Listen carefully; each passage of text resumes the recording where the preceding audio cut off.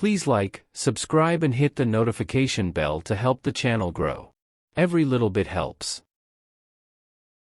Hey, fellow hijackers. We only have 3 episodes left, and things are seriously heating up on Flight KA-29. In this video, I will be recapping episode 5, just in case there's something you might have missed. So, make sure your seatbelts are fastened because for the next 3 minutes and 45 seconds, we are getting hijacked. Alright, so we learned in the last episode that even though their plan was, no one gets killed, the hijackers are willing to kill if the hostages get out of control. Although it is worth noting that Stewart is the only hijacker we have seen switch his ammunition to real bullets. British Air Traffic Control, coordinating with the counter-terrorism unit, was starting to put the pieces together that the incident on the plane is ongoing. Sam was able to get a message through to his ex-wife, who passed it to her new boyfriend, who passed it to his ex-girlfriend, who passed it to the foreign secretary, who passed it to the prime minister. My best friend's sister's boyfriend's brother's girlfriend heard from this guy who knows this kid is going with the girl who saw Ferris pass out at 31 Flavors last night. I guess it's pretty serious. The message not only confirms the plane is being hijacked but also gives the authorities their first lead in the way of a phone number linked to one of the hijackers. The authorities are able to identify all 5 of the hijackers and link them to organized crime.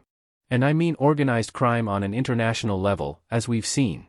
They have already sent professional cleaners all the way to Dubai to kill Neela, the airport screener who waved through the still unidentified conspirator that actually carried the bag of guns onto the plane, back in episode 2. Additionally, a completely different set of cleaners was dispatched to Sam's house. Furthermore, the extent of Lewis's injuries required him to undergo an emergency thoracostomy procedure with a biro, which, if you're American like me, is British slang for a ballpoint pen.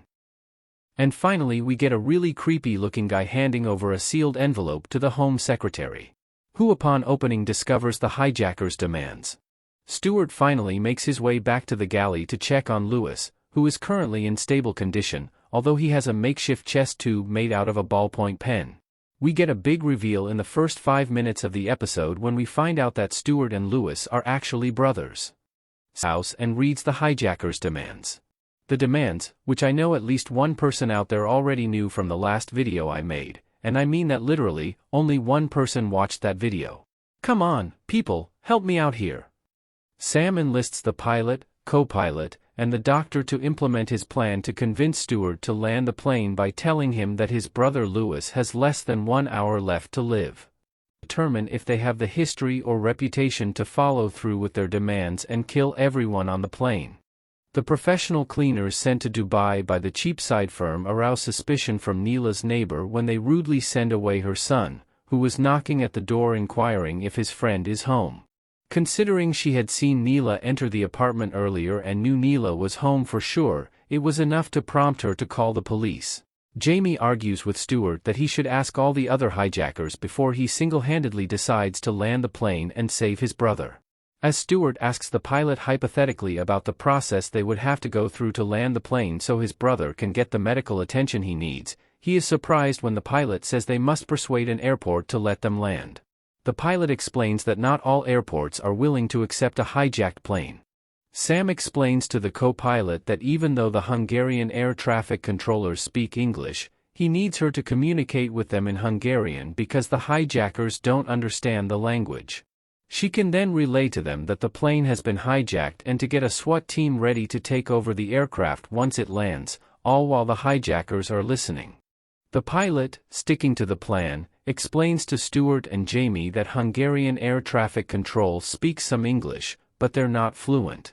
He adds that the landing protocols for someone who needs medical assistance are very technical, and he'll need the co-pilot to translate them. Stewart then emphasizes that she also needs to inform them that they will need to take off again afterward. I'm not sure if it's part of the plan or not, but the co-pilot demands that the pilot leave the cockpit, expressing that she doesn't want him anywhere near her. This is understandable after he beat her with an aluminum water bottle when she refused to let him open the cockpit door in episode 1. Zara's team conducts a deep dive into the 2 prisoners that the hijackers are trying to get released from prison. Zara briefs the Home Secretary on their affiliation with the Cheapside firm, which possesses a highly secure and sophisticated network of smuggling involving not only drugs but also sex workers and weapons. The firm has points of entry all across Europe. However, Zara's team has not yet identified the man who handed the Home Secretary the envelope with the list of demands. The Foreign Secretary asks, "To be clear, I understood we weren't considering making a deal." The Home Secretary responds, "We're not. I'm just getting context, we need to be prepared." Now, if you ask me, he looks a little twitchy when he says this. The co-pilot is able to get the message through to Hungarian air traffic control that they are being hijacked and are requesting an emergency landing and assistance with the hijacking once they land, all in Hungarian, under the nose of the hijackers. However, before the Hungarian air traffic controllers can give them permission to land, they have to get it approved by their superiors. And while they're waiting, Flight KA-29 begins their gradual descent. You see a major juxtaposition between the passengers, who seem overjoyed that the plane is beginning to descend, and the hijackers, who seem slightly panicked, knowing they are going to land. Daniel and Erica begin to interrogate Elaine Atherton. Daniel explains to her that if she doesn't cooperate she will be detained under Section 41 of the Terrorism Act. Meanwhile, the Prime Minister calls at the same time as Alice from the British Air Traffic Control.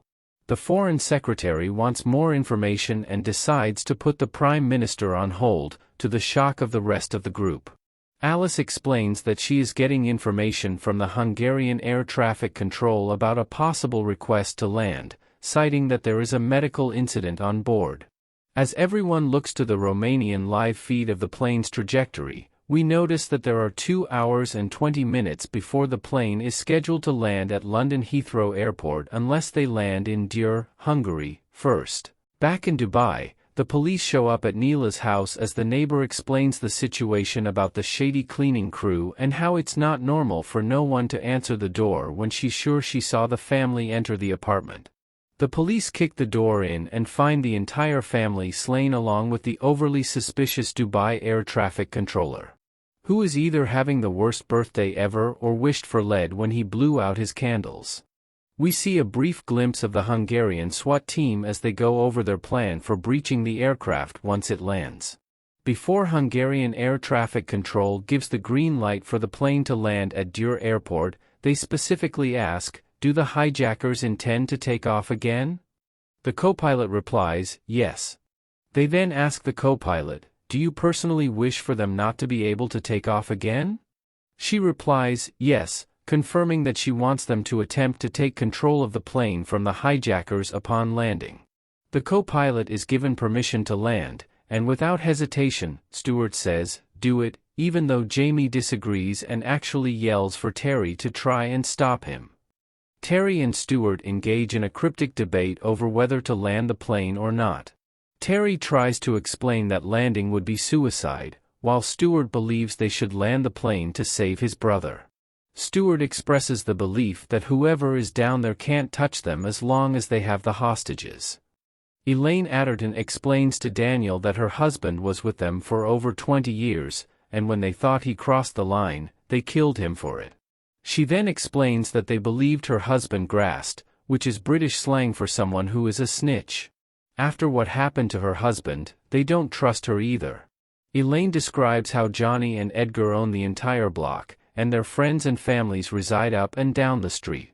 By now, someone would have seen you come in, and they will send people to clean this up. Understanding the gravity of the situation he put her in, Daniel relaxes his demeanor and allows her to go and get a tissue. Erica is instructed to bring the mother in, stating, "If they're taking prisoners, then so are we." However, before they can detain her, she flees out the back door and onto the freeway, where it is implied that she stands in traffic to take her own life. Terry explains to Sam and the doctor that if they don't stick to the plan exactly, then the people we work for will kill us and our families.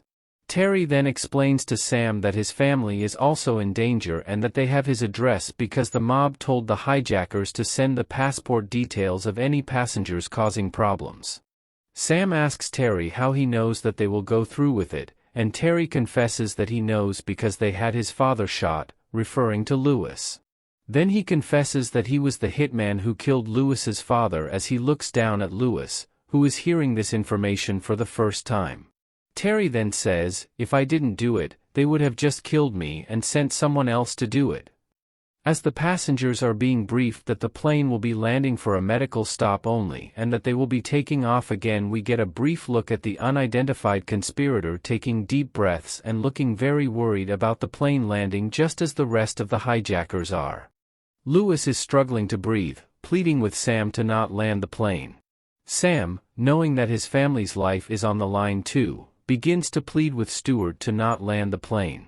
Stewart responds, "This is your idea." But Sam expresses that it's Lewis's wishes to not land.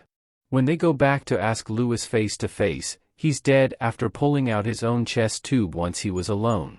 Sam explains to Stewart that Lewis did it himself, so Lewis can save Stewart and the rest of the hijackers' families, sacrificing himself so they don't have to land. As Stewart is sadly mourning over his brother's dead body, Sam reluctantly picks up the phone to call the cockpit to abort the landing. Alice explains that the plane is ascending back to cruising altitude, and Budapest Air Traffic Control has attempted to contact the plane since the aborted landing, but KA-29 is not responding. She then mentions that they are now 90 minutes away from the earliest point at which British Air Traffic Control can establish direct dialogue with the plane. As the Foreign Secretary is explaining the events that occurred to the Prime Minister's assistant, a computer analyst breaks through the door, shouting, "You need to see this, all of you." As they gather around her computer monitor, she explains about the deaths in Dubai and how Neela's family was most likely held captive so she would let the hijackers on the plane. The Foreign Secretary tells the House Secretary that it looks like he got his answer. They are willing to kill and do whatever it takes unless their demands are met. The episode ends with the cleaners entering Sam's house. Luckily, Kai was upstairs. He sees the men grab guns, so he attempts to hide as the cleaners go upstairs to find him. Just as the cleaners reach the room where we last saw Kai, the screen cuts to black.